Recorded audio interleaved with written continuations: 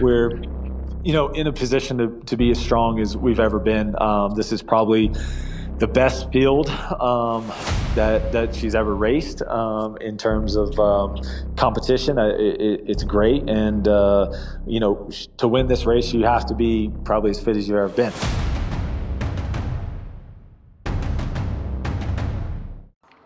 Six-mile progression tempo, and then 6x800 after. So the 800s are just to get the legs going after a long tempo. So I'll be chill and nice, hopefully. That'll be good. Yeah. So yeah, we go. Smooth work today. Smooth work. Yeah. Nothing crazy. Okay. Start right at the mile marker? Yeah, we'll start right at the mile marker. My name is Stephen Haas. I'm the head coach of Dark Sky Distance. I've been working with Sharon since she went pro out of University of Kansas. Sharon was a big talent at Kansas, won NCAAs and set an NCAA record in the 10K coming out of school. I thought Sharon was a big talent and somebody that I really wanted as we started our group here in Flagstaff with the beginnings of Dark Sky. Obviously before Dark Sky existed, we had a couple pros here and we started their relationship with Under Armour at that time. And I thought she was somebody that could really make a difference, especially on the road. And I told her for a long time that I thought the road was her future, and it took her a couple years to buy into it, but now I think she believes me. But she was a great addition for us, and she's been like the longest standing member of the team, and is the backbone of the team. She's been with us from the start, super loyal to everybody here, and just absolute joy to work with. So I feel very, very honored to coach her and get to manage her career. And I'm pretty excited on where we've been so far, and also where we're going. I think things have fallen together really well, and I think she still has a big, bright future in the marathon. And I'm excited to see how that plays out over the next few years.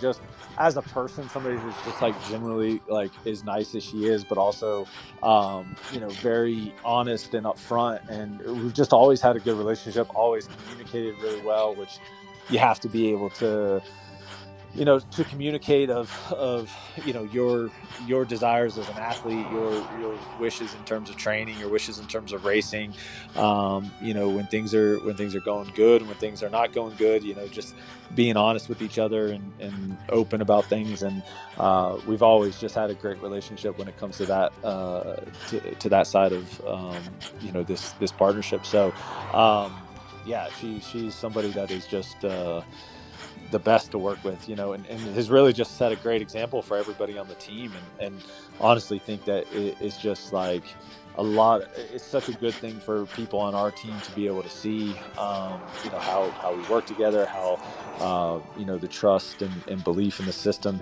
has really paid off for her, and it has been super successful. And I think that helps with the buy-in from everybody that comes out here and trains with us.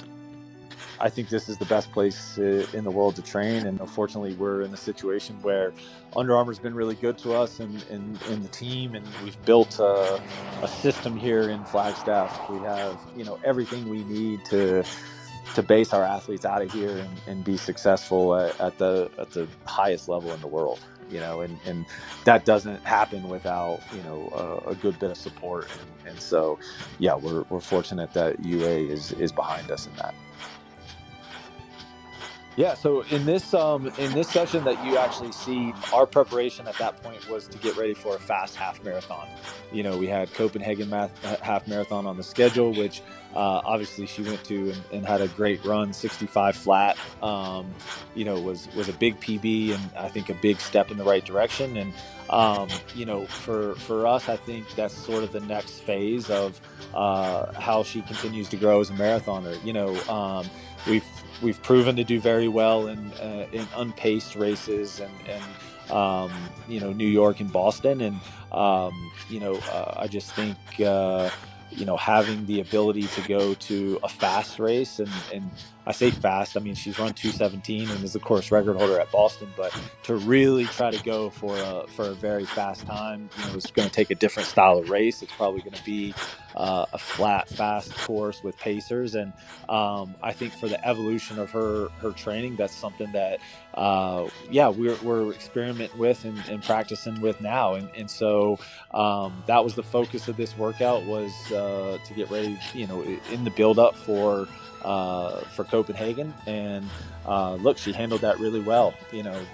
65 flat is a really fast time, and I think it also just showed us, and there wasn't perfect conditions. It poured rain the whole race. It wasn't ideal, but she was fit and she optimized. And one of our own teammates, Casey Neville-Bard, went out and paced her, and it was a successful trip, and I think successful in the stint of how we set up the training. So I'm really excited about the potential down the road to look at a fast paced marathon, and change, or take what we learned from doing this half marathon and go to a fast full marathon, and continue to just add elements to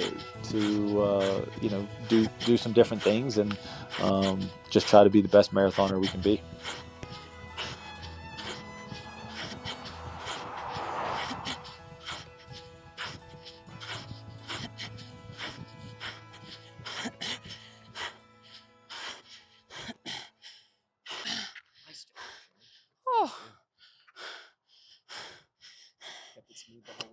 Oh, I kind of try to cut it down. Yeah. Hey, it's been a while. Yeah, it's been a minute. Yeah, totally. No, it's good to get an effort like that in that's a bit longer and dragged out. So these 8s will feel better. Yeah, Get for it sure. moving a bit. Yeah. Get a couple more steps. Kind of made it a progression, no?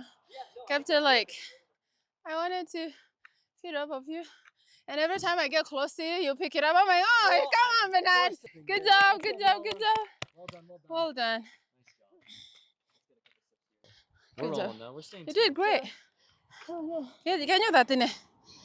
32, 44. What are you talking about? That's so good. Good job. We also ran, it's a bit late than usual. So then the sun is just... Ready? After Copenhagen, we took a little bit of a rest week, and then the focal point from there was to get ready for New York. And we shifted gears a little bit. I think the focal point in training was a couple big long runs, just making sure we knew the speed element was there. If you're fit enough to run 65 minutes, I wasn't worried about that side of things. I just wanted to make sure we turned our focus to a couple hard long runs. And look, the training has gone great since Copenhagen, and I feel like we're going into New York knowing that we're probably at a higher level than we've ever been, and she's ever been. So I think the excitement is there. I think the nerves are there, and this is where she really excels, is to have that pressure on race day and go out there and perform in front of everybody on the biggest stage. There's nothing. New York City Marathon is one of the biggest and the best, and I feel lucky that things have gone as well as they have to prepare us to go out there and have a really good day. We're in a position to be as strong as we've ever been. This is probably the best field that she's ever raced in terms of competition. It's great, and to win this race, you have to be probably as fit as you've ever been. So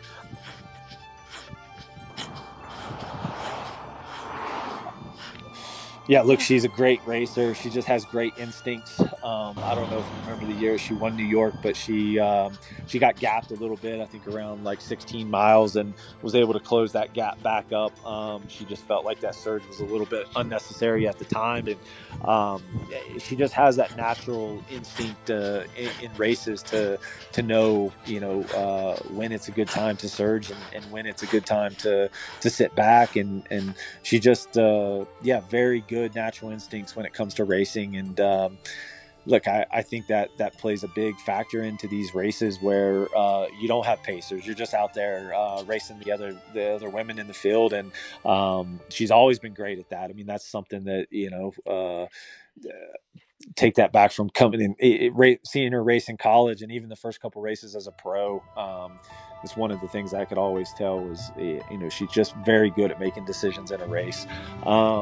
I think that is a massive strength. I think also just look, she just keeps such a level head. I mean, even in training throughout the marathon buildup. I mean, even going into the race, there's when you're a defending champ at a major marathon, there's a lot of expectations. There's a lot of media and sponsor obligations, and look, she just handles it so well. She doesn't get overwhelmed. She stays cool.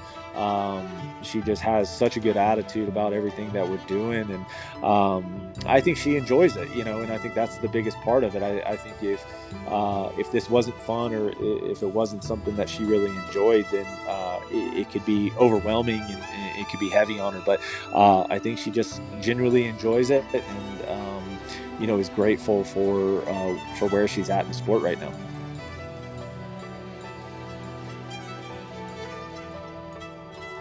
I don't want to spend a lot of time overanalyzing the field or anything like that right now. I think for the most part, our mission is just to focus on her up until we get to New York, and then we have talked about it a little bit. We're not going in ill prepared, and not.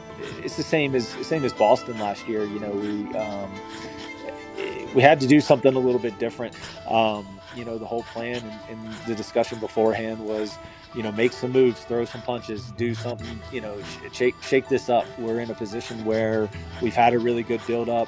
We had more time to prepare. Stefan's coming off of Sydney, and we just can't necessarily sit back and let them dictate the race. We have to be the one to shake things up and let things play out the way we want them to play out. So look, there'll be conversations like that, well, I feel like we'll be prepared for whatever the race. Dang! I saw the 400. I was like, holy! Oh my gosh! Dead, but I'm glad it's over. I haven't done a tempo in a long time, like a continuous tempo, so that was tough. And then the 800s, man. Yeah, a bit too quick. We shouldn't do that.